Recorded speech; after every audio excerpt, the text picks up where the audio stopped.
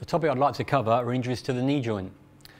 Now, what is interesting about the knee joint is there are really two kinds of injuries. You get the overuse injuries, which cover the tendons and muscles around the knee, or you get the ligamentous injuries, which are often more traumatics if you fall over or you play contact sports.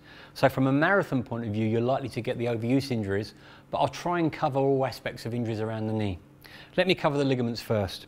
So in the knee joint, you have the femur above, you have the tibia below, and the fibula on the outside of the shin. Inside the knee, you have the menisci, or you would call them cartilages, that apply on either side. You have the lateral meniscus, medial meniscus. The reason why we say meniscus and not cartilage is the bones are lined by articular cartilage, which if they get damaged is quite serious. So we talk about menisci, and when we talk about cartilage medically, we're talking about the lining of the bone. On the outside of the knee, you get the lateral collateral ligament, which passes from the lateral femoral condyle down to the head of the fibula. On the inside of the knee, you get the medial collateral ligament, which comes from the medial femoral condyle down to the medial tibial condyle. But as you can see by this model, spreads quite a long way down the shin bone. Inside the knee, which you can't actually see in this model, or can't see clearly inside this model, are the two cruciates. They only really get damaged due to severe trauma during contact sports more than anything else. And you have the anterior cruciate and posterior cruciate. I won't really speak about those today because I don't think they're relevant to what we're talking about. So from a running point of view or from a marathon point of view, it's very unlikely you're going to strain the lateral or the medial collateral ligaments unless you land awkwardly while you're running. Often what you do get in running is on the outside, you have a thing called the iliotibial band. Now that's the band that's quite flat on the outside of your thigh, and it runs up this part of your thigh. And it actually inserts into the outside of the knee by the head of fibula.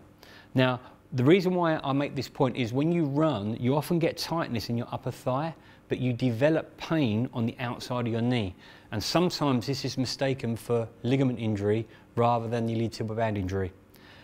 From a layperson's point of view, if you get pain in the area, seek professional medical advice, because they need to determine what kind of injury it is and it needs treatment. I always say you must listen to your body. Do not run through pain. Make sure you go and see someone and you get advice on what treatment you need. Unfortunately, it may require rest, it might require active treatment. Either way, you do need to get the right advice. So ligaments, they're more traumatic injuries, apart from the iliotibial band, which could be an overuse injury. The other main overuse injury regarding the knee is the patellar tendon. Now this is the quadriceps muscle. There's 4 parts to it that come down the front part of your thigh.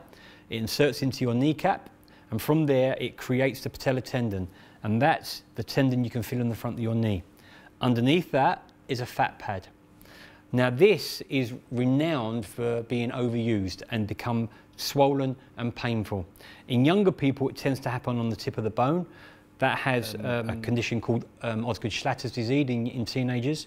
As you get older, that's less likely to happen, but you do get patellar tendonitis. No advice for me to give you on screen on this. You do need to get professional medical advice because that will need treatment. If you try and run through it, it will get progressively worse. If you get the right treatment, you will be able to manage it and get through your event. So the biggest thing I'd like to emphasize to you today is if you get knee pain in any area, go and get advice, get the right treatment and the right management of it, which will help you get through your event safely, but more importantly, pain-free, and will help you to finish your event.